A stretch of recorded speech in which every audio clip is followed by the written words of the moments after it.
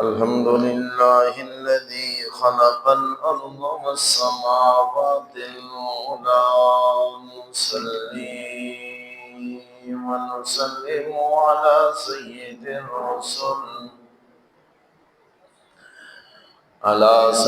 الرسل وخاتم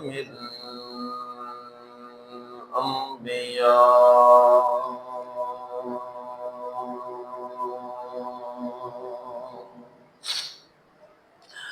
وعلى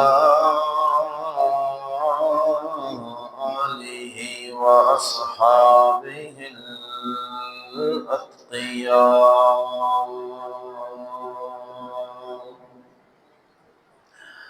نشهد أن لا إله إلا الله وحده لا شريك له. ونشهد أن سيدنا وسندنا وحبيب ربنا وطبيب قلوبنا وإمامنا وسيدنا ومولانا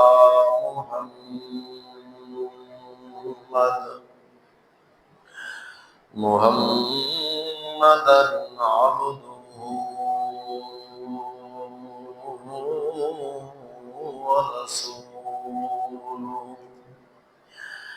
أرسله بالحق بشيرا ونذيرا وداعيا إلى الله بإذنه وسراجا منيرا. أما بعد فأعوذ بالله من الشيطان الرجيم. بسم الله الرحمن الرحيم. ما كان محمد أبا أحد من رجالكم ولكن رسول الله وخاتم النبيين.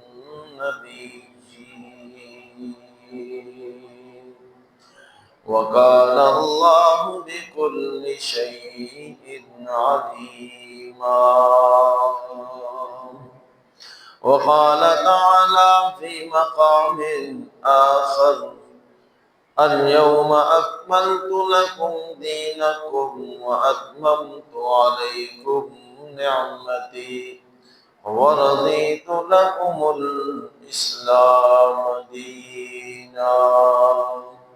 وقال النبي صلى الله عليه وسلم: إنه سيكون بعدي كذابون ثلاثون كلهم يزعم أنه نبي وأنا خاتم النبيين لا نبي بعدي. وقال النبي صلى الله عليه وسلم: إن مثلي ومثل الأنبياء كمثل رجل بنى دار فأكملها موضع لبنة فكنت أنا تلك اللبنة فأنا خاتم النبيين. أو كما قال عليه الصلاة والسلام. صدق الله مولانا العظيم وصدق رسوله النبي الكريم. ونحن على ذلك لمن الشاهدين والشاكرين والحمد لله رب العالمين. اللهم صل على محمد وعلى آل محمد كما صليت على إبراهيم وعلى آل إبراهيم إنك حميد مجيد. اللهم بارك على محمد وعلى آل محمد كما باركت على إبراهيم وعلى آل إبراهيم إنك حميد مجيد.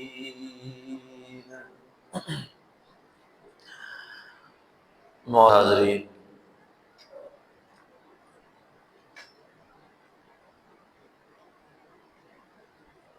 قرآن کریم کی دو مقامات سے دو آیات کریمہ اور ساتھ ہی ساتھ اللہ کے محبوب صلی اللہ علیہ وسلم کی احادیث میں سے دو حدیثیں، دو آپ کے فرامین اس وقت آپ حضرات کے سامنے تلاوت کی ہیں. دعا ہے مالک الملک صحیح معنوں میں حق اور سچ بات کرنے کی توفیق نصیب فرمائے. جیسا کہ گزشتہ چند جمعوں سے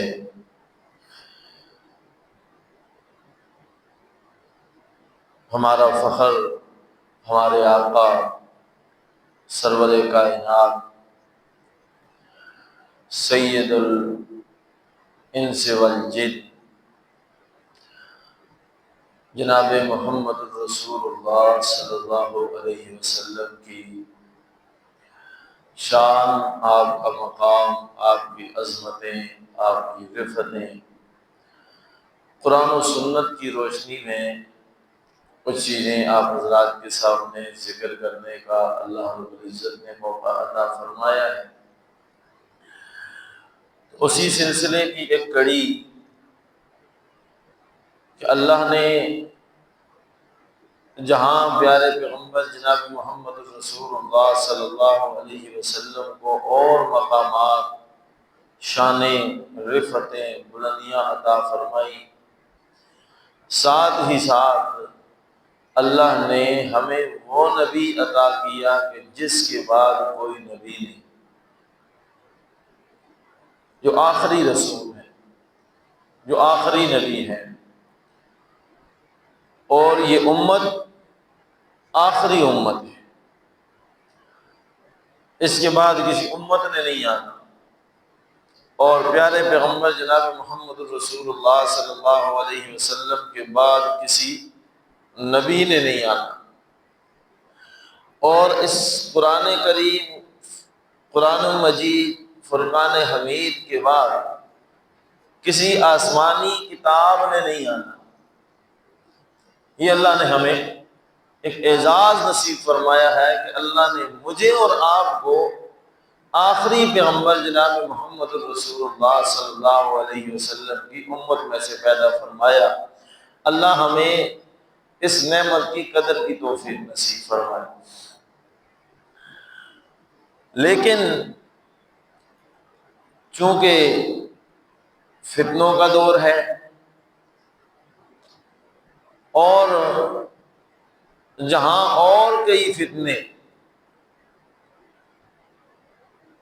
انکار حدیث کا فتنہ، بعض لوگوں نے حدیث کا انکار کر دیا، ہمیں حدیث کی ضرورت نہیں، ہمارے لیے قرآن کافی ہے.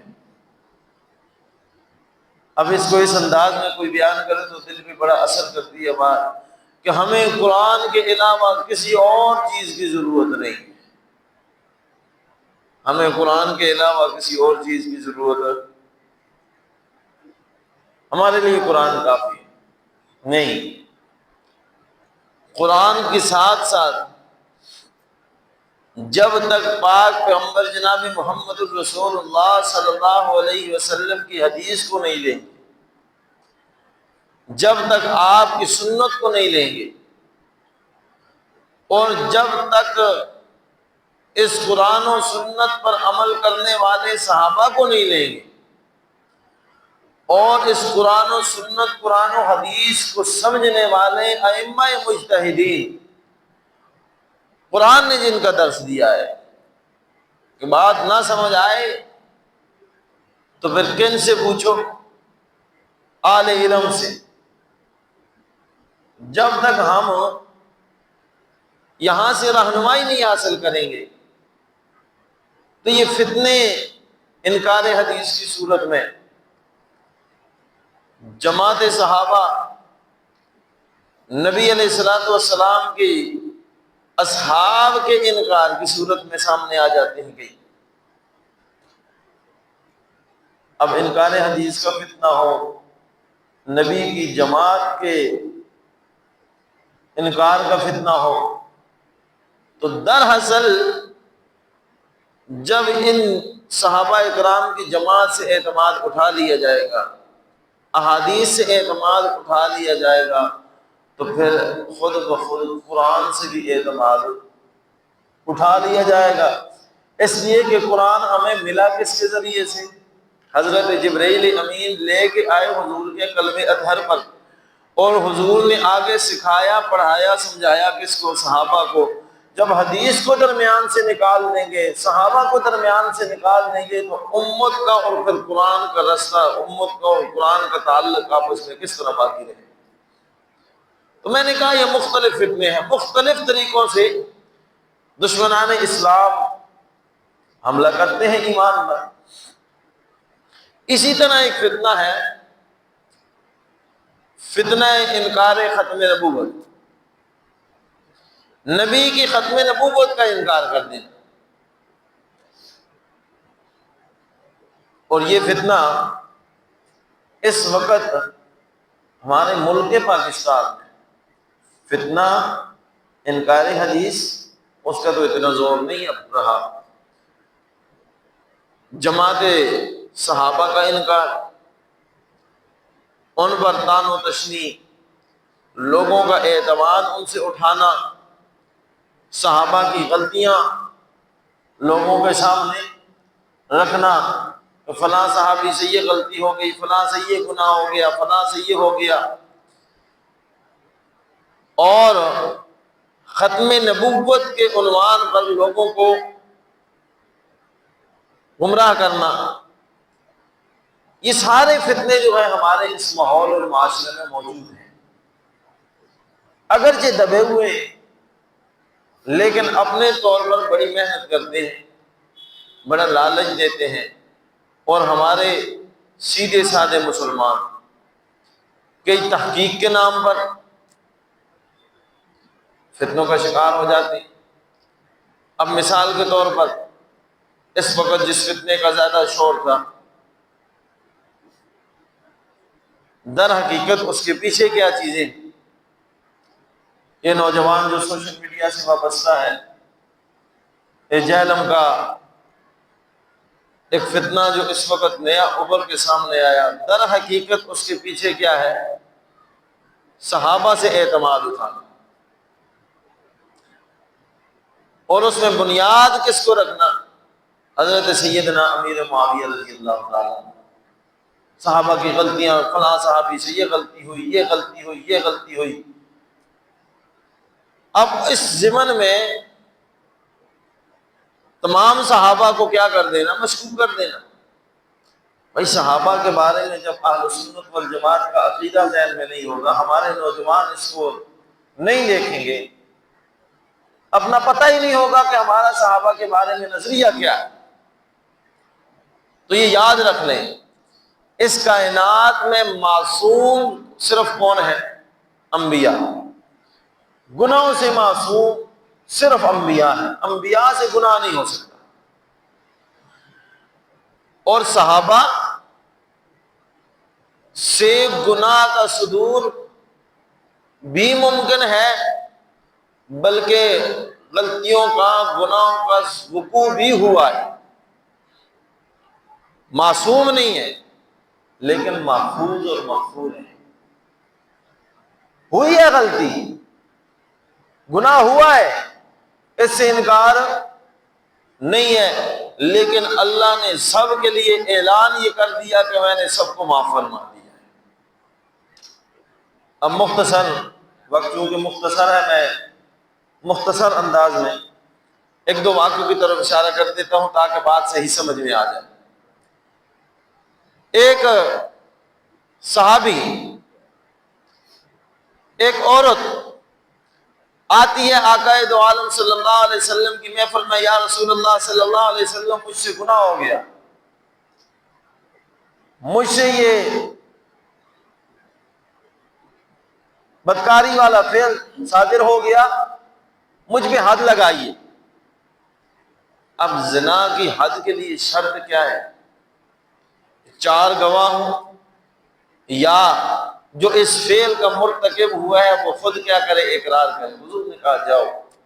پھر آئی، یا رسول اللہ یہ گناہ ہوا ہے، مجھ پر حد لگنی چاہیے۔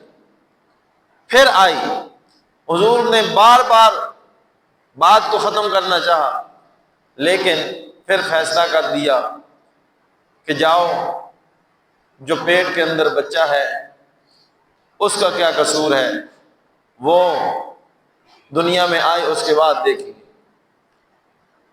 پھر 9 مہینے انتظار کے بعد پھر آئی، یا رسول اللہ بچہ دنیا میں آ چکا ہے، مجھ پر حد لگائی۔ اب یہ صحابہ کی شان ہے کہ اپنے آپ کو گناہ سے پاک کرنے کے لیے، سزا بھگتنے کے لیے بار بار دربار میں حاضری ہو رہی۔ حضور نے فرمایا جا کے اس بچے کو دودھ پلاؤ۔ 2 سال گزرنے کے بعد پھر آئی، جب حد لگی نا، غالباً یہ ایک صحابی کا یا ایک صحابیہ کا واقعہ ہے، تو بعض نوجوانوں نے باتیں کی، ایسا کام کیا ہے، ایسا گناہ کیا ہے، طعن و تشنیع کی۔ نبی پاک صلی اللہ علیہ وسلم کے کان میں جب یہ آواز پہنچی، اللہ کے محبوب نے فرمایا خبردار کوئی اسے ملامت کرے، اس نے ایسی توبہ کی ہے، ایسی توبہ کی ہے کہ اگر اس کی توبہ کو پورے مدینے والوں پر تقسیم کر دیا جائے تو اللہ اس کی توبہ کی وجہ سے سب کو معاف فرما۔ اور ایک اور صحابی ہیں، بدری صحابی ہیں، جب فتح مکہ کا موقع آیا، ان کے گھر والے، ان کی اہلیہ مکہ میں، بچے ان کے مکہ میں۔ اب صحابی نے جب سنا کہ حضور حملے کے لیے صحابہ کو تیار کر رہے ہیں، 10,000 کی فوج ساتھ لے کر جا رہے ہیں مکہ میں، اور مکہ فتح ہو جائے گا، صحابی کو یقین ہو گیا کہ اب مشرکین کو شکست سے بچا کوئی بھی نہیں سکتا۔ تو حاتب ابن ابی بلتہ نام آتا ہے، انہوں نے خط لکھا اور ایک خاتون کے ذریعے سے خط روانہ کیا مکہ مکرمہ میں کہ جاؤ، جا کر قریشیوں کو یہ خط دو۔ اپنا نظریہ یہ تھا، دل میں یہ بات تھی کہ میرے یہ خط جانے کی وجہ سے میرا ایک قسم کا احسان ان پر ہو جائے گا کہ حاتب نے ہماری کیا کیا، مدد کی ہے۔ بچ تو ویسے بھی نہیں سکتے کہ اللہ کے نبی حملہ کرنے کے لیے جا رہے ہیں، کیسے بچیں گے؟ وہ حملہ کر کے آیا کرتے تھے تو مار کر کھا کے جایا کرتے تھے، اب تو اللہ کے نبی حملہ کرنے کے لیے جا رہے ہیں۔ تو یہ خط لکھ کے ایک خاتون کے ذریعے بھیج دیا۔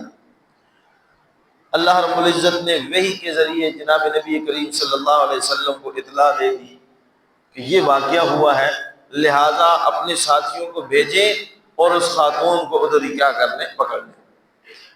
اللہ کے نبی نے حضرت علی اور ساتھ 1-2 صحابہ اور ہیں، ان کو بھیجا کہ فلاں جگہ پر یہ خاتون موجود ہوگی، اس کے بعد یہ خط ہوگا، اور لے آئیں۔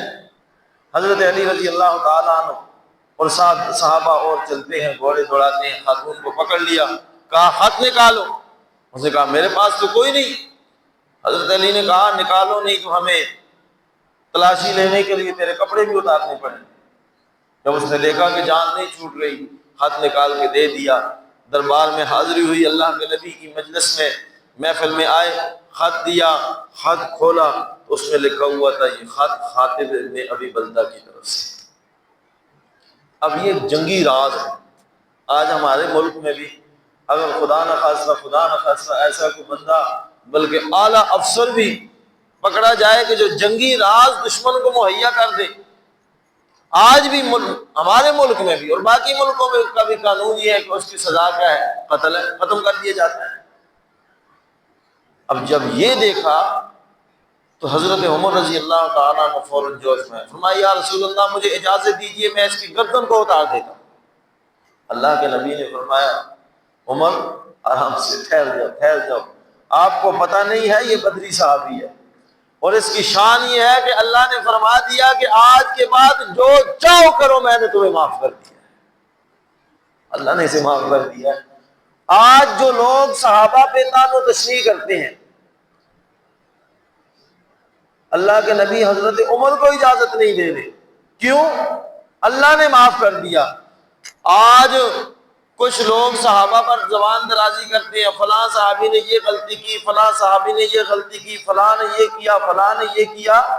میں نے مثال کے طور پر 2 غلطیاں آپ کے سامنے رکھی ہیں، لیکن اس کے مقابلے میں ان کے بارے میں اللہ کے نبی کا جو فرمان ہے کہ ان کو اللہ نے کیا کر دیا ہے؟ معاف کر دیا ہے۔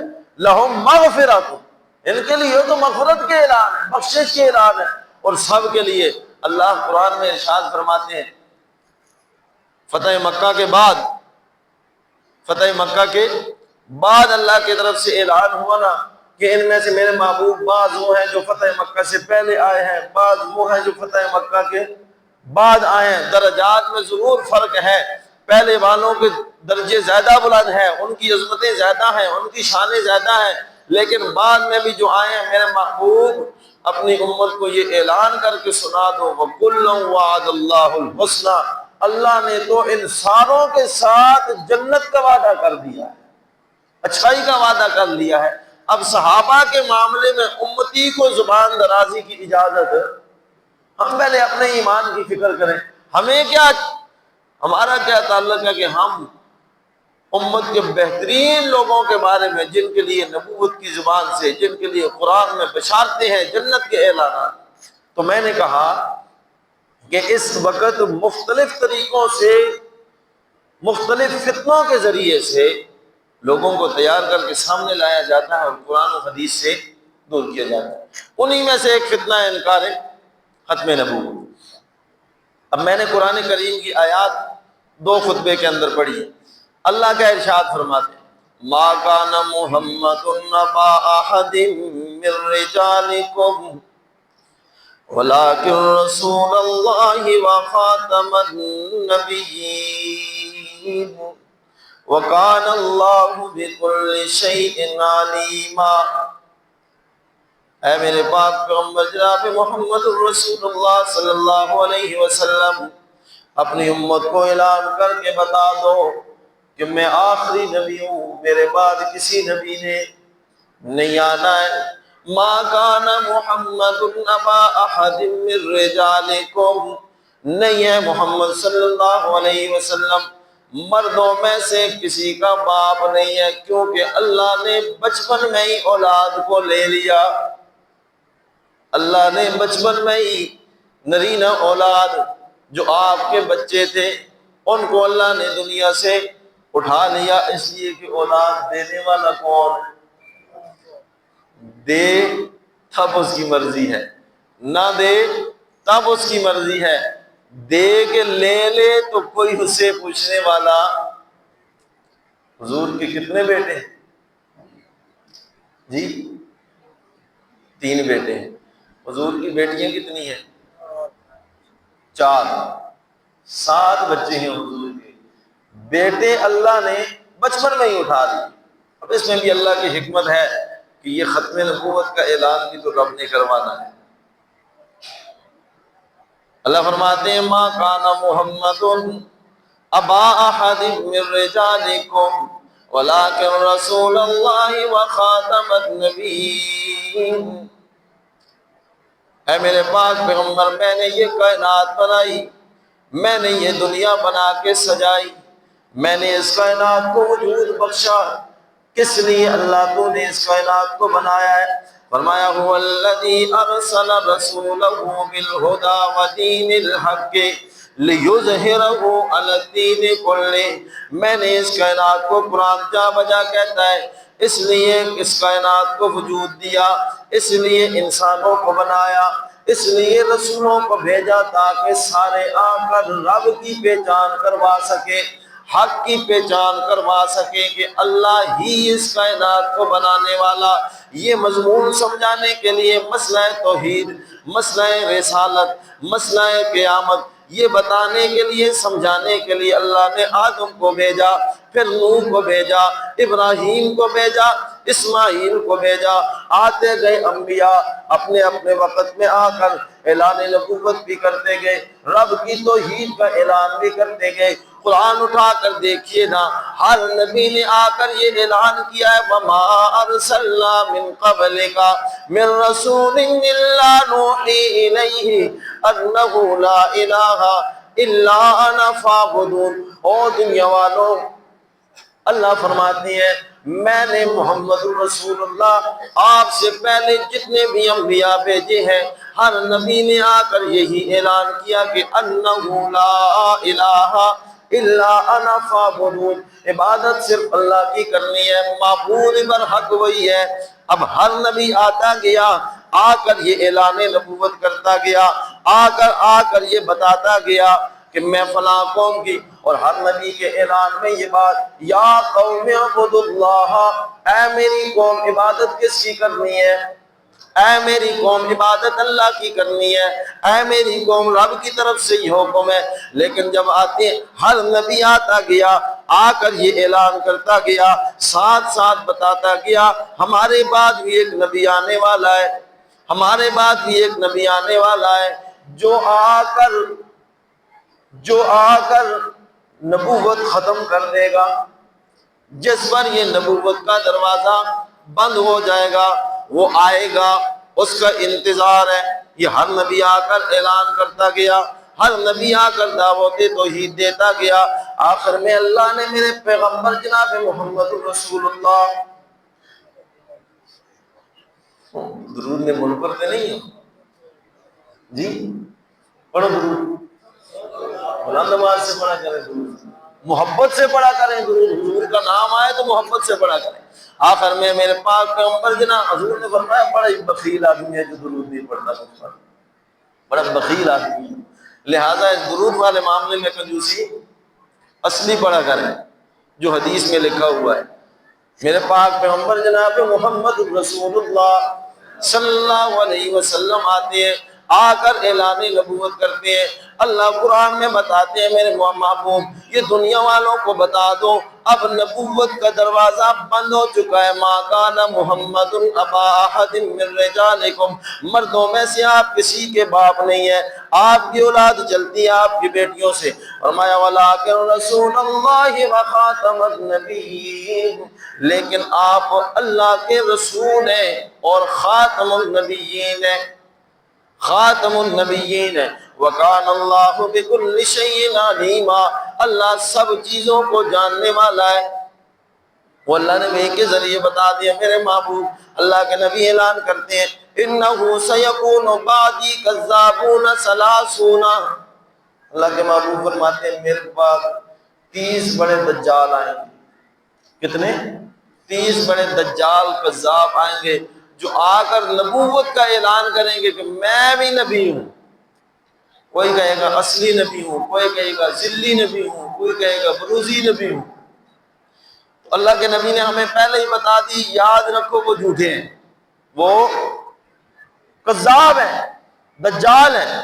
فرمایا ہر ایک گمان کرے گا کہ انہ نبی، میں کیا ہوں، لیکن ایمان والوں یاد رکھنا انا خاتم النبیین لا نبی بعدی، میرے بعد کوئی نبی نہیں آنا۔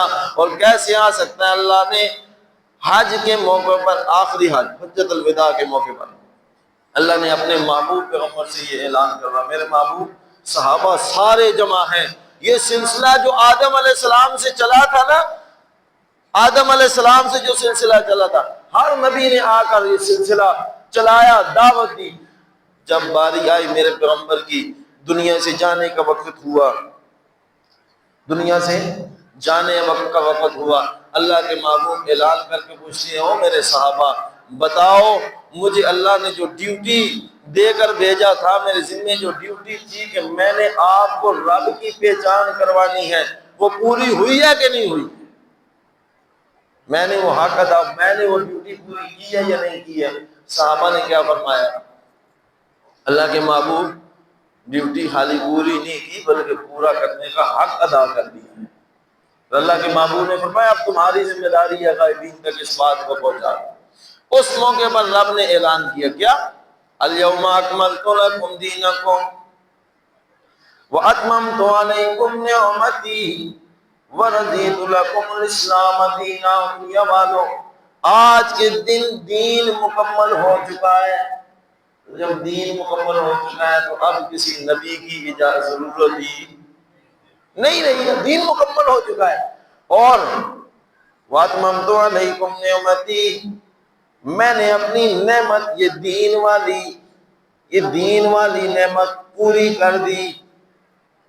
اب دین میں کوئی اضافہ، بولو، کوئی اضافہ کرتا ہے تو وہ قرآن کی اس آیت کی خلاف ورزی کر رہا ہے کہ نہیں؟ جی، نمازیں اللہ نے کتنی فرض کر دی؟ 5، کوئی 6 کرے تو 7 کرے تو جی، اذان اللہ کے نبی نے کہاں سے شروع کروائی؟ اللہ اکبر سے۔ آج بھی حرمین میں کوئی اضافہ کرے تو جی، قرآن کی آیت کی خلاف ورزی ہے کہ نہیں ہے؟ عقل سے بھی سوچو خدا کے بندو۔ نبی کی ختم نبوت پر اعتراض ہی تو یہاں سے ہوتا ہے۔ دین اللہ نے مکمل دے دیا اور اسی پر اللہ راضی ہے۔ وَرَضِيتُ لَكُمُ الْإِسْلَامَ دِينًا، اسی دین پر اللہ راضی ہے۔ اپنی طرف سے بڑھانے کی اجازت اور ضرورت اب باقی نہیں رہی ہے۔ دوسری حدیث میں نے جو پڑھی ہے میں اس کا ترجمہ کر دیتا ہوں، مشہور حدیث ہے۔ اللہ کے نبی فرماتے ہیں میری مثال اور انبیاء کی مثال ایسے ہے جیسے ایک بندہ مکان بنائے اور اس مکان میں فرمایا مکمل کر دے، صرف ایک اینٹ کی جگہ باقی چھوڑ دے اور وہ اینٹ میں ہوں۔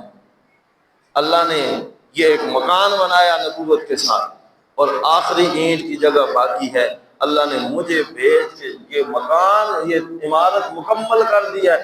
اب اس عمارت کے بعد کسی کی ضرورت، جو عمارت پوری ہونے کے بعد جو اینٹ آتی ہے وہ کچرے میں ہی جاتی ہے۔ تو جس نے نبوت کا اعلان کیا بے ایمان میں، وہ گیا بھی کچرے میں ہی ہے۔